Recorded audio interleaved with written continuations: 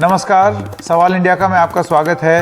मैं हूं संकेत उपाध्याय। ये जो कहानी है, ये जो चुनाव हो रहा है, इसमें आप देखिए अब जिस तरीके की बातें सामने आ रही हैं और तस्वीरें जिस तरीके की दिखाई दे रही हैं या दिखाई जा रही हैं, उससे ऐसे लगता है कि ये कहानी है एक ऐसे चुनाव की कांग्रेस अध्यक्ष के लिए जहां एक ऑफिशियल खड़गे हैं और उनका मुकाबला है एक अलग थलग थरूर से। नेता दोनों ही हैं, एक ही पार्टी के हैं, एक पद के लिए लड़ रहे हैं, एक दूसरे के प्रति सम्मान भी दिखा रहे हैं, लेकिन एक के साथ पूरा बैंड बाजा है और दूसरा अलग थलग पड़ा हुआ है। एक आइडिया की बात करता है, दूसरा गांधी परिवार की बात करता है, लॉयल्टी, वफादारी। तो क्या जीतेगी? वफादारी जीतेगी या एक नया आइडिया जीतेगा? कौन किसके साथ खड़ा हुआ है इस कांग्रेस पार्टी में, और ये मुकाबला है भी या नहीं? क्योंकि कहीं ऐसा तो नहीं है कि रेस में खड़गे नंबर 1। दरअसल कांग्रेस अध्यक्ष पद के चुनाव के लिए नामांकन की अब प्रक्रिया पूरी हो चुकी है। सबसे पहले शशि थरूर ने अपना नामांकन पर्चा भरा, फिर मल्लिकार्जुन खड़गे ने अपना नामांकन पर्चा भरा। कांग्रेस अध्यक्ष पद की रेस में मल्लिकार्जुन खड़गे आगे दिख रहे हैं क्योंकि पूरी भीड़ उनके साथ थी, बहुत सारे डेलीगेट्स जो थे कांग्रेस के वो उनके साथ थे। नामांकन के दौरान खड़गे के साथ कई बड़े नेता, मतलब आप कोई भी G23 के भी नेता सोच लीजिए या पुराने नए हर किस्म के, मतलब बूढ़े जवान हर किस्म के जो कांग्रेसी थे वो यहां पर भीड़ जमाए दिख रहे थे। शशि थरूर के साथ बड़े नेता नजर नहीं आए, वो अकेले दिखे। खड़गे के प्रस्तावकों में अशोक गहलोत, जो अभी तक जिनका खुद नाम चल रहा था, फिर कल वो इस प्रक्रिया से बाहर निकल आए। पूर्व रक्षा मंत्री A.K. एंटनी, पूर्व मंत्री अंबिका सोनी, पूर्व हरियाणा मुख्यमंत्री भूपिंदर सिंह हुड्डा और इसके समेत कई नेता उसमें शामिल थे। अच्छा, इतना ही नहीं, जो G23 कही जाती है वो लोग जो कि कांग्रेस के अंदर ही जो विरोध कर रहे थे या जिनके सुर थोड़े बागी हो गए थे, उसमें आनंद शर्मा, मनीष तिवारी, ये सब भी खड़गे के प्रस्तावक बने। झारखंड कांग्रेस के नेता KN त्रिपाठी ने नामांकन पर्चा भरा। अब गहलोत और दिग्विजय का भी नाम उछला था, लेकिन इन दोनों का नाम आउट हो गया। एक का तो कल ही हो गया और दिग्विजय सिंह ने तो बैकआउट कर गए। कांग्रेस अध्यक्ष पद के लिए जोरों पर प्रचार चल रही थी या बात चल रही थी, गहलोत के नाम पर चर्चा हो रही थी, लेकिन राजस्थान में सियासी उठापटक जो हुआ उसके बाद गहलोत रेस से बाहर हो गए। इसके बाद दिग्विजय सिंह का नाम उछला।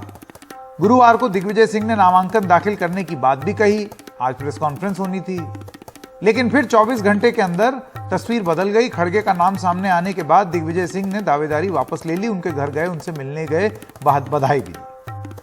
अब आपको बता देते हैं कि अब जो 2 उम्मीदवार हैं, एक मल्लिकार्जुन खड़गे और दूसरे शशि थरूर, इनका जरा आपको एक बायोडेटा, एक CV आपके सामने प्रस्तुत किया जाए।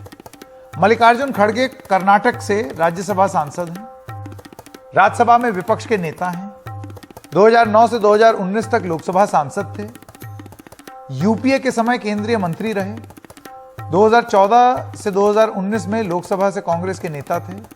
कर्नाटक से लगातार 9 बार ये विधायक रह चुके हैं। ये तो हो गई खड़गे की निशानी। अच्छा, इसमें एक और चीज मैं आपको बता दूं, मल्लिकार्जुन खड़गे की उम्र 80 साल है। 80 साल। सोनिया गांधी 75 की हैं और अगर वो जीते तो ये और 5 साल बुजुर्ग हैं, 80 साल के अध्यक्ष बनेंगे। शशि थरूर, आइए इनका बायोडेटा आपके साथ साझा करें। तिरुवनंतपुरम से लोकसभा सांसद हैं 3री बार लगातार, और एक ऐसे वक्त में सांसद बने ये तिरुवनंतपुरम से जब कांग्रेस पार्टी कोई बहुत अपने पीक पर नहीं थी, मतलब लहर में जीते हुए नेता नहीं है। जब पार्टी डूबी हुई है या कम सीट पा रही है तब जीत के आए। विरोधी गुट G23 का हिस्सा बताए जाते हैं। यूपीए के समय केंद्रीय मंत्री रहे, 3 बार लोकसभा चुनाव जीते, 3 दशकों तक ये UN में इन्होंने काम किया है, यानी कि अंतर्राष्ट्रीय तजुर्बा भी है। अंग्रेजी बड़ी फर्राटेदार बोलते हैं। आज इन्होंने बड़ा प्रयास किया हिंदी बोलने का, हिंदी भी काफी अच्छी बोलते हैं, इनका हिंदी का कई बार हम लोगों ने इंटरव्यू किया।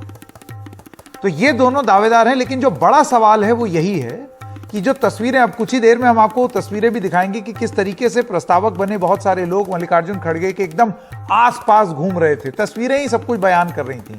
आप सोचिए, एक तरफ जो है पूरा लाव लश्कर पार्टी हेडक्वार्टर्स के अंदर स्टेटमेंट हो रहा है, दूसरी तरफ एक आदमी आया, कोई बड़ा आदमी उसके साथ नहीं था, शशि थरूर के साथ, वो गए अपने घर, वहां प्रेस कॉन्फ्रेंस किए, बड़ी लंबी चौड़ी।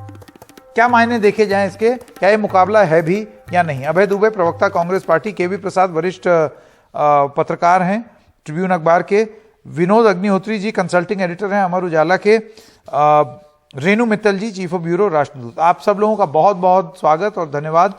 दुबे जी, पहले आपसे शुरू करते हैं। बड़े सवाल उठ रहे हैं भाई कि ये मुकाबला है भी या नहीं, क्योंकि तस्वीरें कुछ ऐसी बातें बता रही हैं कि ये तो ऑफिशियल खड़गे बनाम अलग थलग थरूर का मुकाबला है। विडंबना देखिए कि संकेत खुद ही अपने शो में सवाल खड़े करते हैं और कहते हैं कि सवाल बड़े उठ रहे हैं। आपने सीवी से सब कुछ चीज साफ कर दी। हाँ, 1972 से लगातार 9 बार विधायक रहे खड़गे जी। उसके बाद लोकसभा का चुनाव जीते, कर्नाटका में जिला कांग्रेस के अध्यक्ष रहे, कर्नाटका प्रदेश कांग्रेस कमेटी के अध्यक्ष रहे, कर्नाटका में सरकार थी तो कई दफा वो मंत्री कर्नाटक सरकार में रहे, सरकार नहीं थी तो नेता प्रतिपक्ष रहे, केंद्र में मंत्री रहे, लोकसभा में नेता प्रतिपक्ष रहे और राज्यसभा में नेता विपक्ष है। तो स्वाभाविक रूप से कांग्रेस पार्टी में उनका जो योगदान है उसके आधार पर ये सारे जो पुराने लोग हैं जिनका उनसे संबद्धता है वो स्वाभाविक रूप से उनके साथ आएंगे प्रस्तावक के रूप में बनकर। शशि थरूर जी भी वैश्विक ख्याति के नेता हैं। कांग्रेस पार्टी ने न सिर्फ आजादी के लिए, भारत के प्रजातांत्रिक मूल्यों के लिए लड़ाई लड़ी, मुखरता से आंतरिक प्रजातंत्र के समर्थक हैं। आपके शो में ये साफ कर दूं, एक बात साफ होनी चाहिए देश। दुबे जी, मैं सवाल एक बार फिर से दोहरा दूं। यहाँ देखिए, दोनों के बायोडेटा हमने भी पढ़ दिए, हम भी देख रहे हैं, दोनों ही बहुत ही दोनों ने खूब काम किया है, कांग्रेस के ही सदस्य हैं। यहाँ बात दूसरी हो रही है, जिस तरीके की तस्वीरें एक के साथ दिख रही हैं वैसी तस्वीरें दूसरे के साथ नहीं देख रही। ऐसे लग रहा है कि जैसे एक ऑफिशियल कैंडिडेट की तरह खड़गे जी प्रस्तुत हुए हैं। अब आप इसको घुमा के ये भी बोल सकते हैं कि ये तो उनकी लोकप्रियता है, अब कांग्रेस पार्टी के लोग जब उनके साथ जा रहे हैं तो उसका क्या किया जाए। लेकिन गांधी परिवार का आशीर्वाद किसके साथ है? देखिए, जहां तक राष्ट्रीय अध्यक्ष जी का प्रश्न है तो उन्होंने साफ कर दिया है कि वो किसी की पक्षधर नहीं हो सकती, वो निष्पक्ष चुनाव की पक्षधर हैं। कांग्रेस पार्टी की स्थापना से लेकर आज तक पार्टी में चुनाव हुए हैं। चुनाव का अर्थ क्या है? हमारी नीति समन्वयकारी रही है कि हम कोशिश करते हैं हर बार समन्वय हो, लेकिन समन्वय नहीं होता है और प्रत्याशी दूसरा लड़ना चाहता है तो वो मतदान होता है। मतदान नहीं होने का अर्थ ये नहीं कि चुनाव नहीं हुआ, प्रक्रिया पूरी की जाती है। आजादी के बाद से, कांग्रेस पार्टी की स्थापना के बाद से आज के पहले 4 बार चुनाव हुए, चाहे वो सुभाष चंद्र बोस जी हो, चाहे वो टंडन जी का चुनाव हो, चाहे सीताराम केसरी जी हो, स्वयं सोनिया गांधी जी के सम्मुख जितेंद्र प्रसाद जी ने मंशा व्यक्त की तो चुनाव मतदान हुआ। मतदान नहीं होने का अर्थ ये नहीं कि चुनाव नहीं होता कांग्रेस पार्टी में, एक बात। और दूसरा, एक भी राजनीतिक दल का उदाहरण बता दीजिए, वहां तो चहेतों का चयन होता है साहब। यहां पर अगर उम्मीदवार है, मंशा जाहिर करता है तो वो मतदान किया जाता है, जैसा आज देखने को मिल रहा है। और जहां तक शशि थरूर जी का प्रश्न है तो उनके प्रस्तावक भी कांग्रेस पार्टी के डेलीगेट हैं, चुनकर आए हुए। जैसे मैं मध्य प्रदेश से डेलीगेट चुनकर आया हूं, वैसे अलग अलग प्रांतों से आए हैं, तो वो अपना समर्थन व्यक्त करते हैं। यहाँ पर बार बार बात की जा रही थी, अशोक गहलोत जी का उम्मीदवारी तय हुई तो कहा कि साहब रबर स्टैंप है। अब अशोक गहलोत जी नहीं है, अरे एक दलित नेता, सर्वहारा वर्ग के सर्वमान्य नेता हैं, अगर वो चुनाव लड़ रहे हैं और एक वैश्विक ख्याति के शशि थरूर जी लड़ रहे हैं तो एक अच्छी प्रतिस्पर्धा है, उसको उस दृष्टिकोण से देखना चाहिए। और एकमात्र राजनीतिक दल है जहां पर ये चुनाव हो रहा है, इसकी हम सभी लोगों को प्रशंसा करनी चाहिए कि एकमात्र राजनीतिक दल है जो अपनी स्थापना जी। तो इसको ऑफिशियल माना जाए, अनऑफिशियल माना जाए, आपका ये कहना है कि चुनाव हो रहा है, ये लोकतांत्रिक प्रतिक्रिया का एक स्वरूप है। मैं अब रेणु जी के आपके पास आना चाहता हूं। तो अब फिर देखिए, आज शशि थरूर ने बड़ी लंबी चौड़ी प्रेस कॉन्फ्रेंस की, उसमें उन्होंने खूब सारे आइडियाज की बात की। अब उनके मैनिफेस्टो को लेकर के एक और नया बवाल शुरू हो गया है, उसमें जो उन्होंने इंडिया का मैप दिखाया है उसमें पीओके ही नहीं है। ये तो एक अलग ही किस्म का बवाल खड़ा होगा। लेकिन वो आइडियाज की बात कर रहे थे और उन्होंने आइडिया की बात करते करते ये बोला कि अगर किसी को हाईकमांड कल्चर में विश्वास रखना है तो खड़गे जी को वोट दे दीजिए। नए तरीके से अगर कांग्रेस पार्टी को सोचना है और विकेंद्रीकरण करना है कांग्रेस पार्टी का, तो आप मुझे वोट दे दीजिए। तो आपको लगता है कि उन्होंने भले ही पुराने ढर्रे में खड़गे जी को लपेटने की कोशिश की हो, लेकिन बात वो सोनिया गांधी की कांग्रेस के लिए भी कह गए। रेणु जी के पास जाएंगे, उनका ऑडियो और वीडियो कनेक्शन टूट गया, लेकिन विनोद जी आप इसका जवाब देना चाहेंगे? अग्निहोत्री जी। नहीं, देखिए, शशि थरूर ने सबसे पहले अनाउंस किया था कि चुनाव लड़ेंगे, वो चुनाव लड़ रहे हैं। जाहिर है वो सोनिया गांधी से का आप चुनाव लड़िए, लेकिन ये सही है कि जिस तरह से खड़गे जी का नाम जिस अंदाज में सामने आया है, जिस तरीके से आखिरी वक्त उनका नाम आया, और जब गहलोत और गहलोत के बाद दिग्विजय सिंह को लोग ऑफिशियल मान रहे थे, लेकिन अचानक खड़गे जी आए और जिस तरह पूरी कांग्रेस पार्टी के दिग्गज नेता और सारे नेता उनके नामांकन में आए, तो अब कोई घोषणा करे या ना करे, अभय दुबे जी घोषणा करे या ना करे, लेकिन ये तो मालूम है कि कांग्रेस का ऑफिशियल कैंडिडेट जिसको कहा जा सकता है वो कौन है। देखिए, इसके पहले भी चुनाव हुए थे, सीताराम केसरी जो थे वो तो उस वक्त अध्यक्ष थे जब चुनाव हुआ था, तो इसलिए साफ था कि वो अध्यक्ष हैं और उनके खिलाफ राजेश पायलट और शरद पवार चुनाव लड़ रहे थे। सोनिया गांधी भी अध्यक्ष बन चुकी थी और उसके बाद चुनाव हुआ था, तो वो अध्यक्ष थी और जितेंद्र प्रसाद के खिलाफ चुनाव लड़ रहे थे। ये पहली बार है कि दो ऐसे नेताओं के बीच चुनाव हो रहा है जिनमें कोई अध्यक्ष नहीं है। अभी मल्लिकार्जुन खड़गे भी अध्यक्ष नहीं है और सुरेश दल भी अध्यक्ष नहीं है, तो इसलिए ये चुनाव थोड़ा दिलचस्प तो होगा, लेकिन खड़गे जी ही एक तरह से अघोषित रूप से अधिकृत उम्मीदवार हैं हाईकमान की तरफ से, और चूंकि वो दलित हैं और दलित के खिलाफ कौन वोट डालेगा। कांग्रेस चाहेगी पहला लंबे समय बाद जगजीवन राम के बाद जो है एक दलित नेता उसका अध्यक्ष बने। ये तो कांग्रेस का एक बड़ा दांव भी माना जा सकता है एक दलित को अध्यक्ष बना करके, क्योंकि आने वाले विधानसभा चुनाव जो राजस्थान, मध्य प्रदेश, छत्तीसगढ़, कर्नाटक, गुजरात, हिमाचल जो आने वाले वर्षों में होने हैं, उसमें अगर कांग्रेस थोड़ा दलितों को रीच आउट करने की कोशिश करती है तो खड़गे जी उसमें मददगार साबित होंगे। एक तो ये दांव, दूसरा नहीं तो आपको लगता है कि इसमें ये दलित कार्ड, क्योंकि देखिए अभी तो खड़गे जी कोई पहली चॉइस तो थे नहीं, पहले तो गहलोत जी आते, अब वो तो हो ही नहीं पाया किसी कारणवश।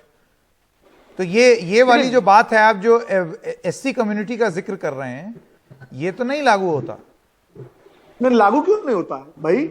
लागू इसलिए होता है कि अशोक गहलोत जब लाए जा रहे थे तो उसके कारण दूसरे थे। वो ओबीसी थे, मैच्योर लीडर थे, उनको राजस्थान से दिल्ली लाके सचिन पायलट को चीफ मिनिस्टर बनाना था, ये सारे कंसिडरेशंस थे।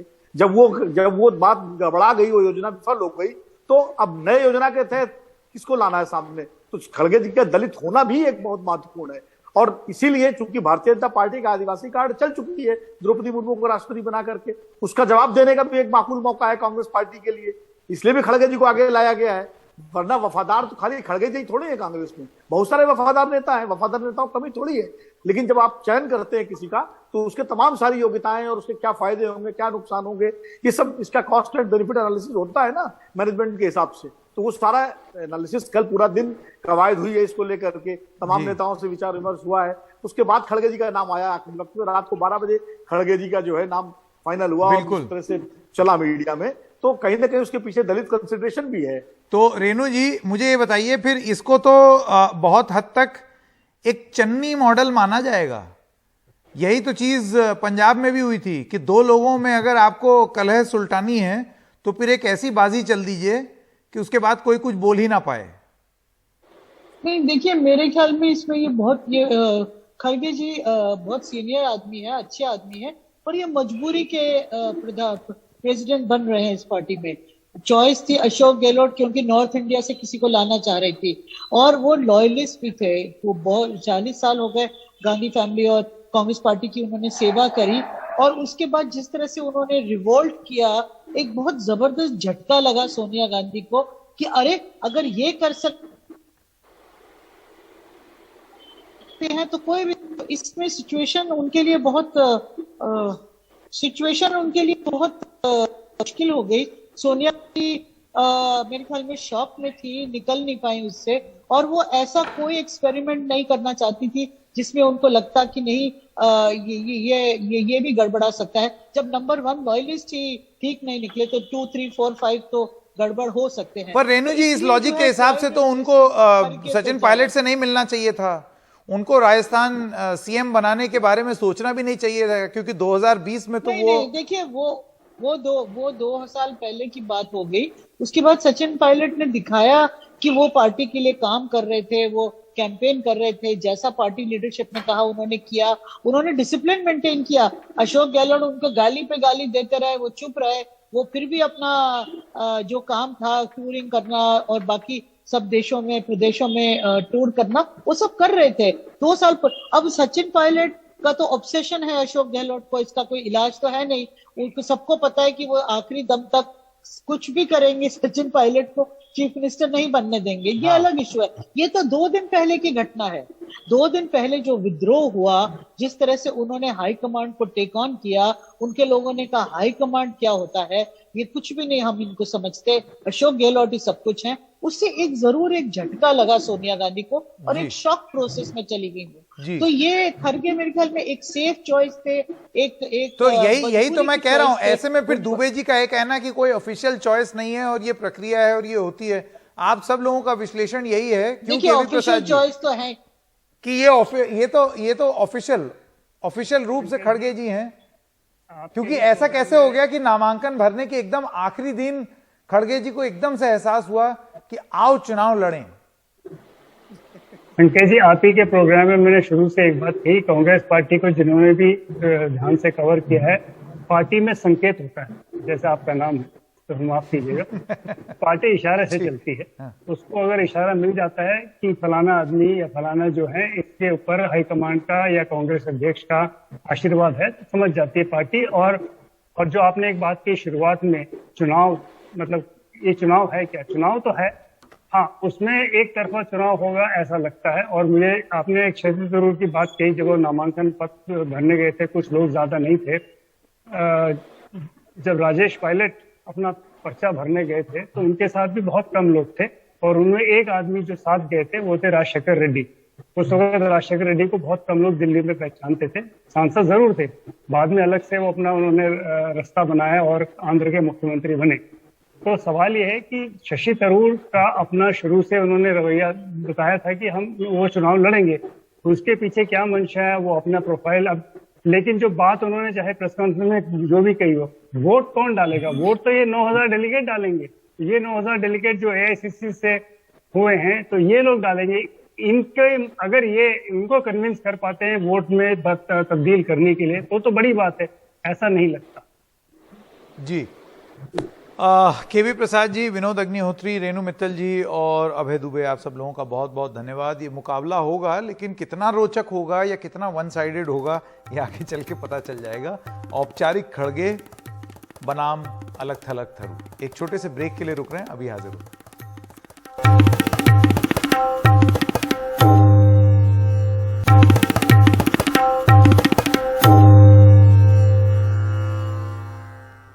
गाली कांड के बाद जेल में बंद श्रीकांत त्यागी की नोएडा के एक सेक्टर में स्थित ओमैक्स सोसाइटी में हाई प्रोफाइल ड्रामा शुरू हो गया है। नोएडा अथॉरिटी की टीम बुलडोजर और पुलिस के साथ सोसाइटी में लोगों के द्वारा अवैध अतिक्रमण को हटाने के लिए पहुंच गई।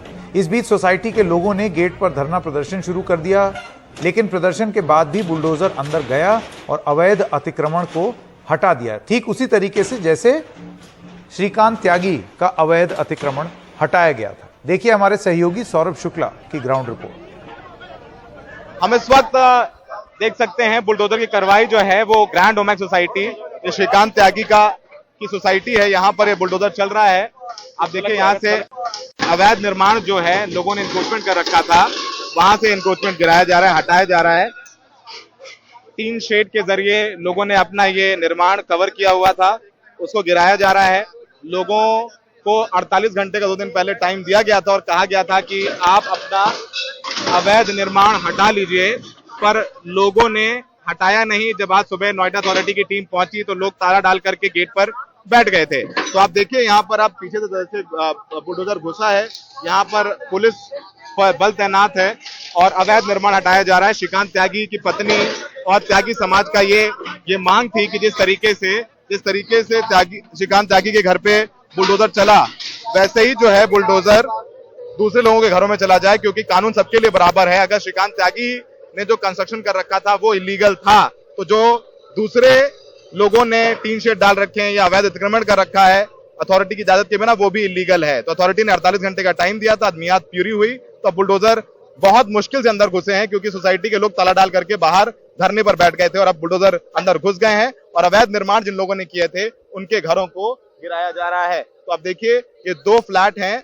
3 फ्लैट हैं जिन्होंने अपने घरों को कवर कर रखा था, यहां से बुलडोजर की कार्रवाई की गई है। यहां पर इनका जो अवैध निर्माण था वो गिरा दिया गया है। लोगों ने एसी लगा रखे थे, अंदर स्टडी रूम बना रखा था, इन तमाम चीजों को यहां से गिरा दिया गया। आप देखिए ये गिरा तो यहाँ का एक छज्जा भी गिर गया है। तो फिलहाल ये बुलडोजर की कार्रवाई श्रीकांत त्यागी की सोसाइटी में चल रही है। पहले जब बुलडोजर श्रीकांत त्यागी के घर पर चला था तो सबने तालियां बजाई थी, आज जिन्होंने तालियां बजाई थी आज उनके घरों पर भी बुलडोजर चल रहा है। लेकिन इन पूरे मामले में आपको याद हो महेश शर्मा यहां पर आ गए थे, श्रीकांत त्यागी वाले मामले में गिरफ्तारी की मांग को लेकर के इन लोगों के साथ थे, लेकिन आज नोएडा के सांसद महेश शर्मा गायब हैं। लोग फोन कर रहे हैं तो लोगों के फोन नहीं उठा रहे हैं। तो फिलहाल वो उस पूरे मामले में कहा जाए तो त्यागी समाज भी खिलाफ हो गया महेश शर्मा के, यहाँ बुलडोजर भी चल रहा है। लोग भी अब कह रहे हैं कि सांसद नहीं आ रहे हैं। तो अब यही बात है कि जब बुलडोजर पर आप तालियां बजाएंगे तो आपको अंत में बुलडोजर ही मिलेगा, क्योंकि कानून सबके लिए बराबर है। और अब बुलडोजर ग्रैंड ओमैक्स सोसाइटी जो श्रीकांत त्यागी की सोसाइटी है उनके घरों पे भी चल रहा है जिन्होंने अतिक्रमण किया हुआ था, जैसे श्रीकांत त्यागी ने के घर पर चला। सहयोगी अरविंद उत्तम के साथ नोएडा से सौरभ शुक्ला, टीवी इंडिया।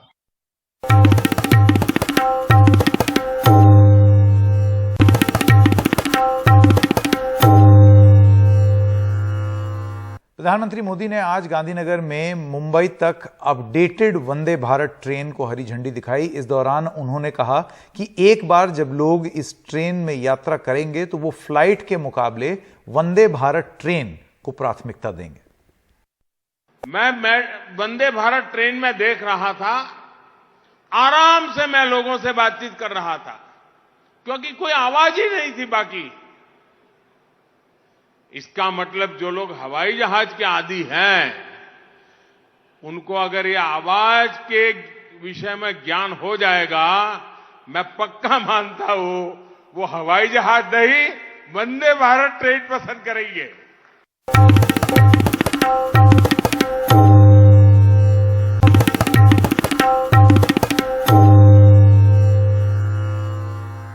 दिल्ली के मुख्यमंत्री अरविंद केजरीवाल ने कहा है कि प्रदूषण की रोकथाम के लिए हम 15 पॉइंट का एक्शन प्लान लाए हैं। दिल्ली में प्रदूषण पहले से कम है और आगे और कम होगा। आज मैं सर्दियों के लिए 15 पॉइंट विंटर एक्शन प्लान की घोषणा कर रहा हूं कि 15 पॉइंट्स जो हम आने वाली सर्दियों में लागू करेंगे। और हमारी कोशिश ये रहेगी कि दिल्ली में किसी भी किसान को अपनी स्टबल को, पराली को जलाने की जरूरत ना पड़े। धूल का प्रदूषण रोकने के लिए 6 अक्टूबर से एंटी डस्ट कैंपेन चलाया जाएगा।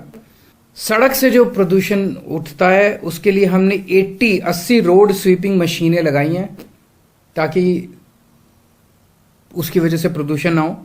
और 10 साल और 15 साल से पुराने 10 साल पुराने डीजल व्हीकल और 15 साल पुराने पेट्रोल व्हीकल, इनका पालन कराने के लिए, कंप्लायंस कराने के लिए सख्ती की गई और 380 टीमें बनाई गई हैं।